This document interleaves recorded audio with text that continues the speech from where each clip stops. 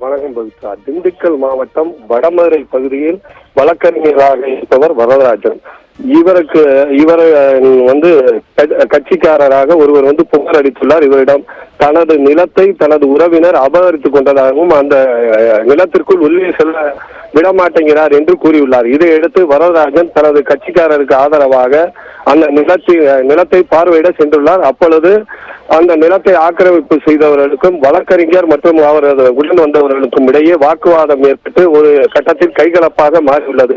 இந்நிலையில் அங்கு வந்த வடமதுரை காவல்துறை துணை சார்பு ஆய்வாளர் சித்திக் இருவரையும் அழைத்து வடமதுரை காவல் நிலையத்தில் விசாரணை செய்து விசாரணையின் போது வடமதுரை வழக்கறிஞர் வரதராஜன் மீது PCR வழக்கு பதிவு செய்துள்ளார்.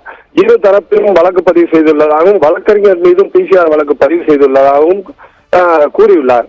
இந்நிலையில் வழக்கறிஞர் சங்கமும் வடமதுரை காவல்துறையை அணுகி இது பற்றி கேட்டுள்ளனர். அவர்கள் சரியான தகவல் தராத காரணத்தால் இன்று திண்டுக்கல் மாவட்ட ஒருங்கிணைந்த அனைத்து மாவட்ட வழக்கறிஞர்களும் மாவட்ட நீதிமன்றம் முன்பு சுமார் 100க்கும் மேற்பட்டோர் அங்கிருந்து பேரணியாக மாவட்ட ஆட்சியர் அலுவலகத்திற்கு உள்ளே நுழைந்து முற்றி வைத்து அவர்கள் உள்ளே நுழையும் போது மாவட்ட ஆட்சியர் அலுவலகம் நுழைவாயின் கதவை தள்ளி உள்ளே நுழைய முயன்றனர். அப்பொழுது அங்கிருந்த காவலர்கள் கதவை மூடிவிட்டனர். இதனால் கதவை இருவரும் தள்ளி காவல்துறையினருக்கும் வழக்கறிஞர்களுக்கும் இடையே தள்ளுமுள்ளு அதேபோல் வாக்குவாதம் முற்றிய நிலையில் கதவு முற்றிலுமாக பூட்டப்பட்டது.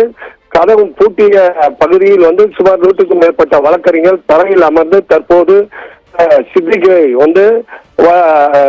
துணை ஆய்வாளர் காவல்துறை துணை ஆய்வாளர் சித்திக் மீது நடவடிக்கை எடுக்க வேண்டும். 2 லட்சம் ரூபாய் லஞ்சம் கேட்டார். லஞ்சம் கொடுக்காததால் தான் PCR கேஸ் வழக்கறிஞர் மீது வழக்கு பதிவு செய்துள்ளார். அவர் மீது உடனடியாக நடவடிக்கை எடுக்க வேண்டும். அதேபோல் காவல்துறை தொடர்ந்து வழக்கறிஞர்களுக்கு எதிராக செயல்படுகிறது என்று கோஷங்கள் எழுப்பி தரையில் அமர்ந்து போராட்டத்தில் ஈடுபட்டு வருகின்றனர்.